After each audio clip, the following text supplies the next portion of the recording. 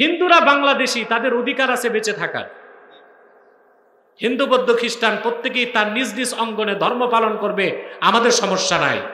কিন্তু মুসলিম যে কোনো শিরকি কাজে শুভেচ্ছা জানাতে পারে না, এটা শিরকি কাজ, জঘন্যতম নিকৃষ্ট কাজ।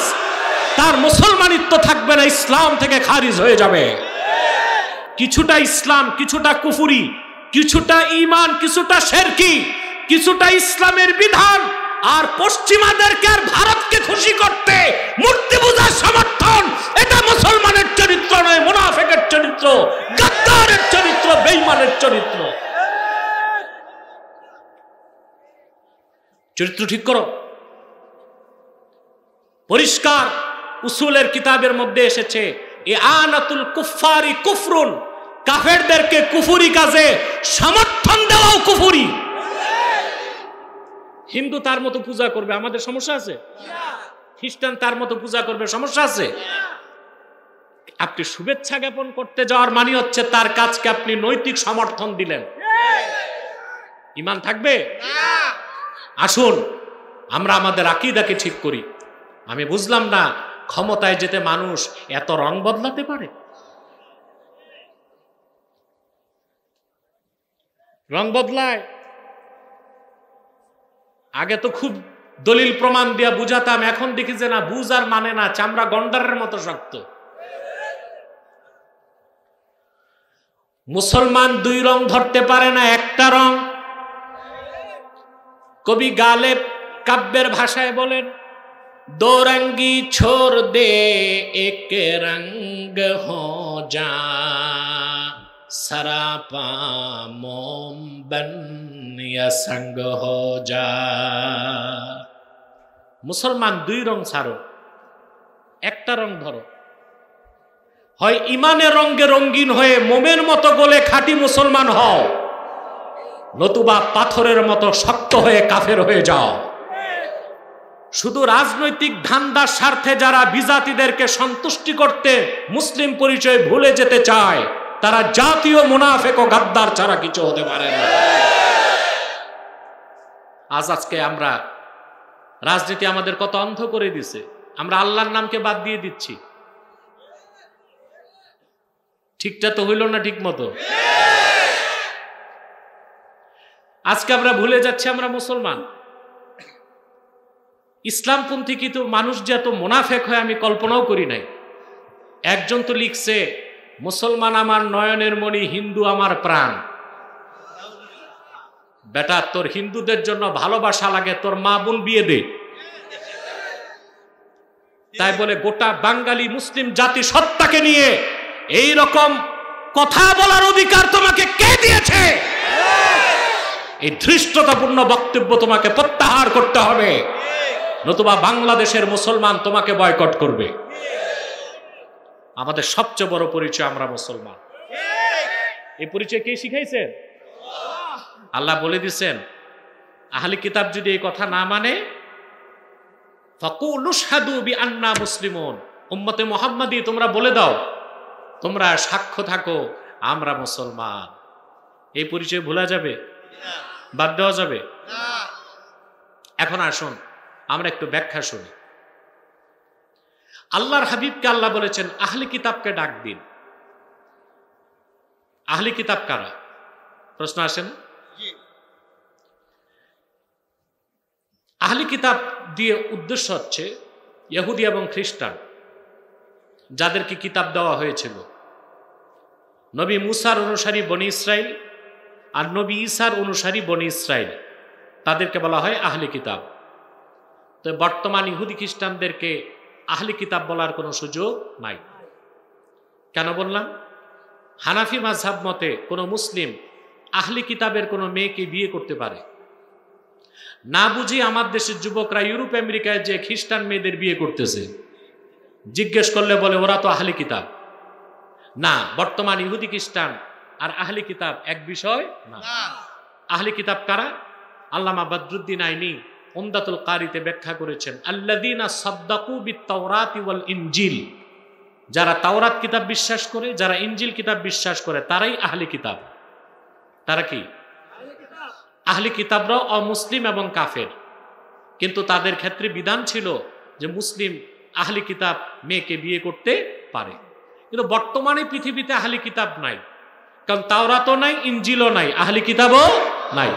যা আছে এরা সব ইহুদি খ্রিস্টান মুশরিক ছাড়া আর কিছুই নয়। পৃথিবীতে এত জাতিগোষ্ঠী থাকতে কোরআন কারিমে আহলি কিতাবকে কেন আহ্বান করা হলো? ইবাদতের কথা। সকল অমুসলিমদের বুদ্ধিভিত্তিক নেতৃত্ব দেয় ইহুদি এবং খ্রিস্টানরা। অমুসলিম সম্প্রদায় ভিন্ন ভিন্ন, কিন্তু মূল নেতৃত্বে কারা? ইহুদি এবং খ্রিস্টান, যাদের পূর্বপুরুষ ছিল আহলে কিতাব। আল্লাহ রাব্বুল আলামিন তার হাবিবকে বলেন, আহলি কিতাবদেরকে ডাক দিয়ে বলুন, তাআলাউ ইলা কালিমাতিন সাওয়াইম বাইনানা ওয়া বাইনাকুম আল্লা না'বুদা ইল্লাল্লাহ। মুহাম্মদ সাল্লাল্লাহু আলাইহি সাল্লাম আপনি বলুন, এসো হে আহলি কিতাব, একটি কথায় আমরা ঐকমত্য স্থাপন করি, যে কথাটা আমরাও মানি তোমরাও মানতে পারো। কি সেই কথা? সেই কথা হলো আল্লা না'বুদা ইল্লাল্লাহ, আমরা একমাত্র ইবাদত করব আল্লাহর, আল্লাহ ছাড়া কারো ইবাদত করব না। মানুষ হিসেবে আমার সৃষ্টির মূল উদ্দেশ্য তো এটাই। আল্লাহ মানুষ সৃষ্টি করছেন, উদ্দেশ্য ছিল না? কথা বলেন। যারা বস্তুবাদী, যারা প্রকৃতিবাদী, যারা অ্যাথিস্ট, যারা নাস্তিক, যারা পরকালে অবিশ্বাসী, তাদের দৃষ্টিতে মানুষ এমনে হয়ে গেছে। এমনি কিছু হয়? বিনা কারিগরি কিছু হইতে পারে? বিনা চালকি কিছু চলতে পারে? অতএব এমনে সব হয়ে গেছে। ন্যাচারাল সিলেকশন, প্রকৃতির নির্বাচন হচ্ছে সৃষ্টি, প্রকৃতির নির্বাচন হচ্ছে মানুষ। এমনে সব হয়ে গেছে। এই কথার চেয়ে অবৈজ্ঞানিক অযৌক্তিক গাঁজাখুরি আর কথা নাই। কিন্তু নাস্তিকরা এগুলো বিশ্বাস করে, আর তারা নিজেদের পরিচয় দেয় তারা স্মার্ট, প্রগতিশীল এবং আধুনিক, কিন্তু তাদের বিশ্বাস হচ্ছে অযৌক্তিক, অবৈজ্ঞানিক, কুসংস্কারচ্ছন্ন বিশ্বাস। বিনা কারিগরে কিছু হতে পারে না? পারে? বিনা কারিগরে যেমন কিছু হয় না, বিনা চালকে কিছু চলতেও পারে না। মানুষ প্রাকৃতিক নির্বাচন নয়, ন্যাচারাল সিলেকশন নয়, মানুষ হচ্ছে আল্লাহ রাব্বুল আলামিনের ইচ্ছায় সৃষ্টি, আল্লাহর কুদরতে পরিচালিত, আল্লাহ তাআলার পছন্দের সৃষ্টি হচ্ছে মানব জাতি। এই মানব জাতিকে আল্লাহ তাআলা সৃষ্টি করেছেন কি উদ্দেশ্যে? সে উদ্দেশ্যের কথাটা আল্লাহ কোরআন কারীমের মধ্যে স্পষ্ট করে দিয়েছেন। আল্লাহ যখন আদম আলাইহিস সালামকে তৈরি করবেন, ওনার পরিকল্পনার কথাটা আল্লাহ ফেরেশতাদেরকে বলেছেন। তখনও আদমের অস্তিত্ব, কথা বলেন, আপনারা ঘুমাচ্ছেন? কে কে ঘুমান? হাত উঠান, উঠান, উঠান হাত। খুব মনোযোগ দিয়ে শুনতে হবে, ধৈর্য আছে তো? আমি আসতেও দেরি হয়েছে, আপনাদের রোডঘাটের এই অবস্থা, এটা এত এতিম এলাকা তো আমি দেখিনি বাংলাদেশ। এলাকার কোনো বাপ মা নাই নাকি? তো রোডের এই অবস্থা কেন? আগে না শুনছি 16 বছর চুরি হয়েছে, তো এখন চোরকে আসলো কোত্থেকে? এই ভাঙ্গা সড়ক ঠিক করতে হবে না? সড়কের এই অবস্থা আমি জানলে গাড়ি বাদ দিয়া ঘোড়ার গাড়ি নিয়ে আসতাম। আল্লাহ হেদায়েত করুক, ঠিক হোক। সারা দেশের রোডঘাটের অবস্থাই খুব খারাপ। মোটামুটি জোড়াতালি তো দিতে হবে যেন আমরা চলতে পারি, কি বলেন? প্রিয় ভাইরা, আবার এসে দেখলাম মাদ্রাসার কালেকশন চলছে। আমি ভাবলাম আমার কারণে কালেকশনে বিড়ম্বনা না হোক, অন্তত আমার মেহনতে মাদ্রাসা উপকৃত হোক। তাও হয়ে গেছে। এখন তো কমিটি খুশি, হুজুর যতক্ষণ আছে থাক, বৃষ্টি আসলেও সমস্যা কি, কাজ তো হয়ে গেছে নাকি? কাজ তো হয়ে গেছে, বৃষ্টি আসলে সমস্যা আছে? প্রিয় ভাই সব মনোযোগ আছে তো? আদম আলাইহিস সালামকে আল্লাহ তখনও সৃষ্টি করেন নাই। পরিকল্পনার কথা ফেরেশতাদেরকে বলেছেন। আল্লাহ কোরআন শরীফে বলেন, وَإِذْ قَالَ رَبُّكَ لِلْمَلَائِكَةِ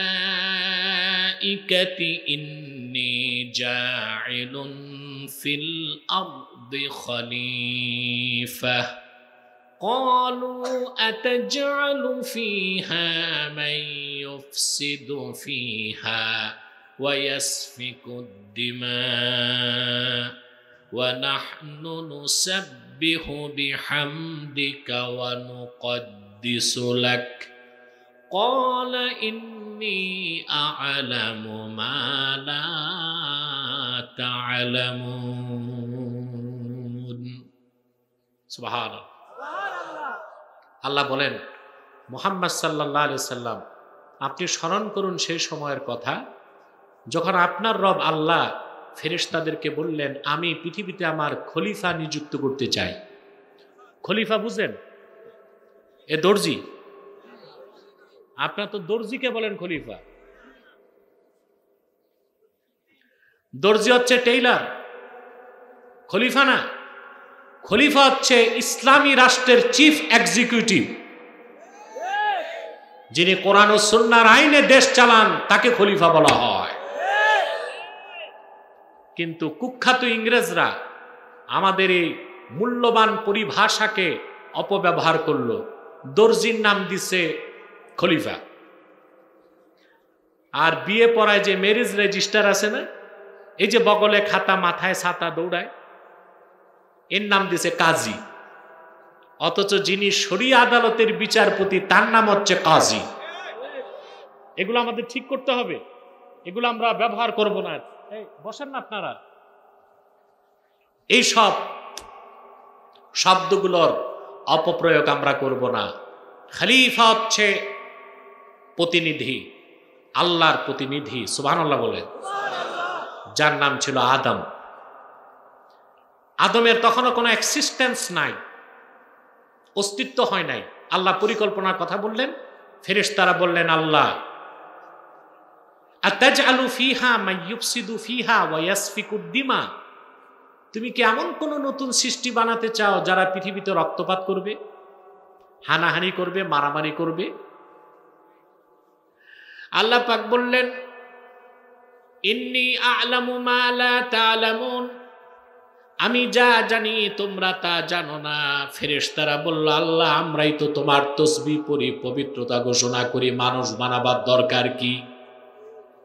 আল্লাহ শুধু জিকির করতে মানুষ বানাইছেন, তসবিহ পড়তে? সেজন্য তো ফেরেশতাই আছে। আল্লাহর উদ্দেশ্য ভিন্ন ছিল। তিনি বললেন, আমি যা জানি তোমরা তা জানো না। আল্লাহ তাআলা আদম আলাইহিস সালামকে তৈরি করলেন নিজের হাতে। সুবহানাল্লাহ। তাকে রূহ দিলেন। তারপরে আল্লাহ তাআলা সকল ইলম তাকে শিক্ষা দান করলেন। আদমকে সৃষ্টির আগে ফেরেশতারা পরস্পর সমালোচনা করছিল আদমের বিরুদ্ধে। আজকে মানুষ হক কথা বলতে সমালোচনাকে ভয় পায়, অথচ আদম আলাইহিস সালাম সৃষ্টির আগেই সমালোচনার পাত্র হয়েছেন। ফেরেশতারা বলতে লাগলো, ইন্না রাব্বানা ইয়াখলুকু মা ইয়াশা, আমাদের রব আল্লাহ যা খুশি তা বানাবেন, বাধা দেবার ক্ষমতা আমাদের নাই। কিন্তু ওরা একটা চ্যালেঞ্জ করলো ফেরেশতারা, ওয়ালাকিন লা ইয়াখলুকা রাব্বুনা খালকান আকরামা ইলাইহি মিন্না, কিন্তু কখনো আমাদের রব আমাদের চেয়ে দামি উত্তম কোন সৃষ্টি বানাবেন না। কারণ আদমকে শুনছি বানাবেন মাটি দিয়ে, আমাদের বানাইছে নূর দিয়ে। কিন্তু ফেরেশতারা নূরের তৈরি, আদম মাটির তৈরি। শ্রেষ্ঠত্বের কারণে এইটা না। ফেরেশতারা যুক্তি দিল, ইন্না খুলিকনা ক্বাবলাহু ওয়া রাআইনা মা লাম ইয়ারাহ, আদমকে তো এখনো বানান নাই, আর আমাদের কত আগে তৈরি করছেন। আমরা যা দেখছি আদম তা দেখে নাই। আমাদের এলেম বেশি, আদমের এলেম হবে কম। এলেম যার বেশি, দাম তার। এই যুক্তি কাদের? এই যুক্তি আমাদেরও। এলেম যার বেশি, দাম তার বেশি না? বয়স যার বেশি, দাম তার বেশি? ইল যার বেশি তার মর্যাদা, না বয়স যার বেশি তার দাম বেশি? একটা রয়্যাল বেঙ্গল টাইগার বাঁচে ৪৫ বছর, এটার দাম বেশি না কচ্ছপ বাঁচে ২৫০ বছর? এটার দাম বেশি। দাম কোনটার বেশি? এই ময়ূর বাঁচে ৫০ বছর, এটার দাম বেশি না শকুন বাঁচে কয়েকশো বছর, এটার দাম বেশি? তাহলে বয়সটার কারণে আমরা শ্রদ্ধা করতে পারবো, কিন্তু বয়স হলেই দায়িত্ব অর্পণ করব, এটা একটা ভুল সিদ্ধান্ত। বাংলাদেশে দেখবেন পঞ্চায়েতগুলোতে তাদেরকে দায়িত্ব দেওয়া হয় যাদের পড়াশোনা নাই। মসজিদ কমিটিতে তারাই দায়িত্ব পায় যাদের মোটেও পড়াশোনা নাই। পঞ্চায়েত কমিটিতে তারাই দায়িত্ব নেয় যাদের মোটেও পড়াশোনা নাই। আলেম আছে, মাস্টার ডিগ্রিধারী আছে, তার কোনো মূল্য নাই, ওটার ধমক দিয়ে বসায় রাখে। আর মাতবর ডান হাতে চা বাম হাতে বিড়ি খুব টানতেছে আর রায় দিচ্ছে, আর শিক্ষিত মানুষগুলো মাথা নত করে তার কথা শুনছে। আমাদের সমাজকে সংস্কার করতে হবে। এখন তো চলতেছে রাষ্ট্র সংস্কার, আগে দরকার সমাজ সংস্কার। বলেন তো, সমাজ বড় না রাষ্ট্র বড়? জোরে বলতে হবে। সমাজ বড়। রাষ্ট্রবিজ্ঞানীগণ বলেন society is great than state. রাষ্ট্র থেকে সমাজ বড়। আপনারা সমাজ বদলাবেন, রাষ্ট্র বদলায় যাবে। সমাজ বদলাবেন না, রাষ্ট্রে সংস্কার আনবেন, কিছুই পাবেন না, শূন্য ছাড়া। আগে যেমন ছিল এখনো তেমন আছে, সামনেও আশা করা যায় তেমনই থাকবে। 19 আর 20 হইতে পারে। আপনাদের সমাজ পরিবর্তন করতে হবে। একটি কথা আমি আমার লেকচারে বলে থাকি, কোন রাষ্ট্রে যুদ্ধে পরাজয় ঘটলে তা কাটানো যায়, কিন্তু কোন রাষ্ট্রে সভ্যতা ও সংস্কৃতির পরাজয় ঘটলে তা কাটানো যায় না।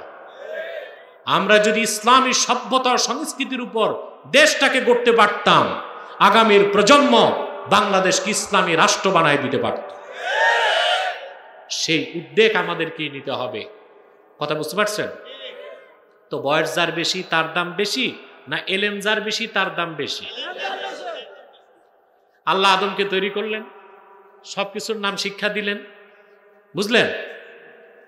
এবার বেহেশতের মধ্যে আল্লাহ তাআলা পরীক্ষার ব্যবস্থা নিলেন। আমরা পরীক্ষা দেই না? কথা বলেন। পরীক্ষা এটা সাবজেক্টিভ হোক অবজেক্টিভ হোক, পরীক্ষা তো পরীক্ষাই। ভাইবা যেটা ওইটাও কি পরীক্ষা। পৃথিবীর এই সৃষ্টি জগতে প্রথম পরীক্ষা নিয়েছেন আল্লাহ, আর পরীক্ষার্থী ছিল একদিকে আদম, আরেকদিকে ছিল কোটি কোটি ফেরেশতা। সুবহানাল্লাহ বলতে লজ্জা হয়? আমার কথা তো বোঝা যাচ্ছে? মাইকের ঠিক আছে? সাউন্ডটাও প্রিয় ভাইরা, পরীক্ষা হলো কই? জান্নাত। আল্লাহ রাব্বুল আলামিন ওয়া আল্লামা আদামাল আসমাআ কুল্লাহা থুম্মা আরাদাহুম আলাল মালাইকা।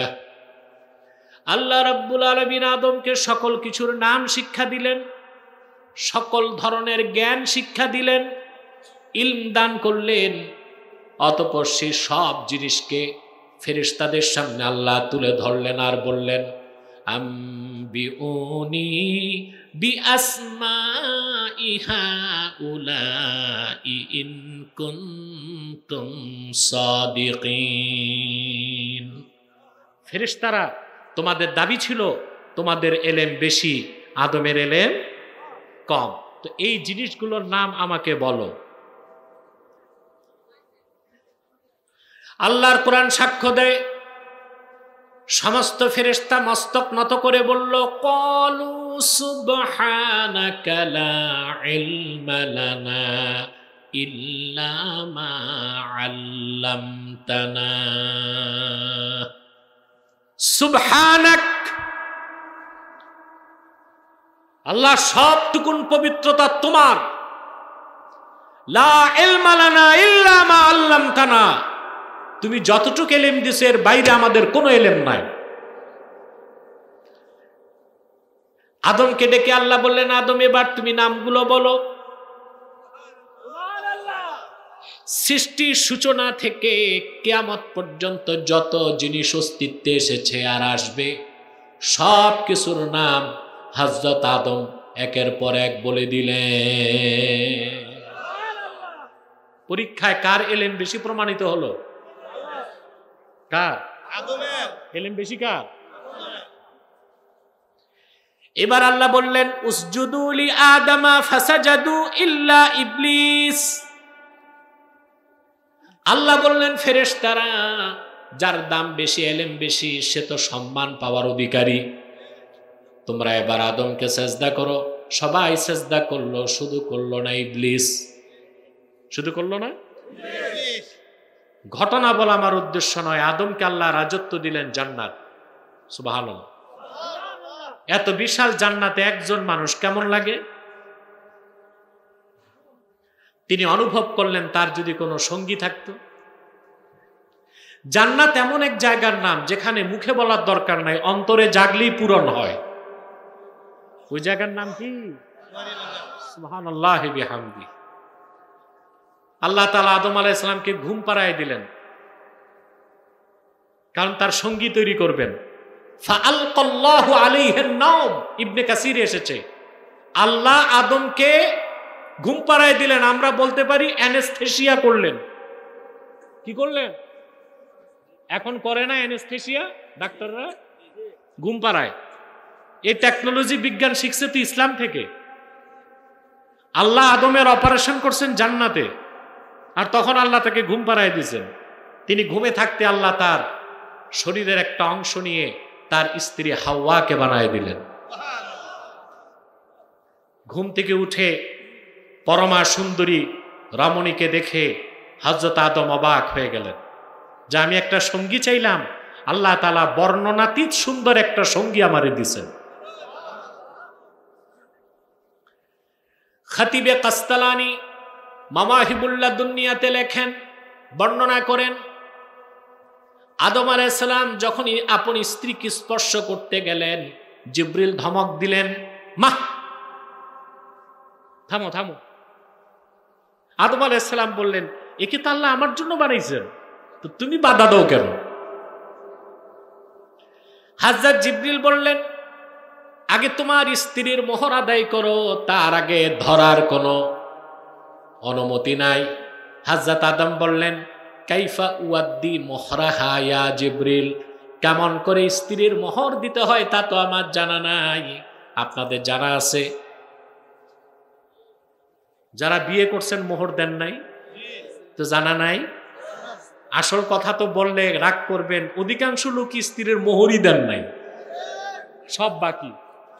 সব কি বাকি? আমার দেশের মৌলী সাহেবরা ফতুয়া দেয়, এই ফতুয়াটা দেয় না যে মোহর বাকিতে রাখা বেদাত। মোহর বাকিতে রাখা কি? অনেকে ফেতনা ছড়ায়, সুন্নতকে বেদাত বলতেছে, কিন্তু বেদাতকে বেদাত বলতেছে না। বাকিতে বিয়ে করা কি? মোহর না দিয়ে বিয়ে করা কি?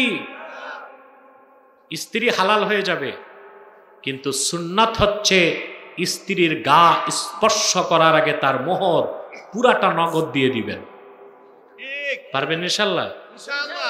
কিন্তু আপনাদের দেশে এটা হয়ে গেছে ফ্যাশন। চৌধুরী সাহেবের ছেলে মোহর কম বললে প্রেস্টিজ ইস্যু, তো মোহর ঘোষণা করে 33,30,333 টাকা। দেবার বেলা 1 লাখ টাকাও দেয়নি, সব বাকি। বাকি এটা কবরস্থান পর্যন্ত বাকি, ঠিক না?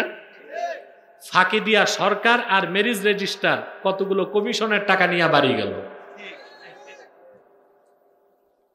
আদম আলাইহিস সালাম বললেন, স্ত্রীর মোহর কিভাবে আদায় করব তা তো জানি না। হযরত আদম বললেন, সাল্লি আলা মুহাম্মাদিন সাল্লাল্লাহু আলাইহি ওয়াসাল্লাম সালাসা মাররাত, তুমি আল্লাহর আখিরি নবী মুহাম্মদ সাল্লাল্লাহু আলাইহি সাল্লামের কদমে 3 বার দরুদ শরীফ পাঠায় দাও, তোমার মোহর আদায় হয়ে যাবে। প্রশ্ন হলো, আদম এসেছেন আগে, আল্লাহর হাবিব এসেছেন 1500 বছর আগে, দরুদ পাঠালো কেমনে?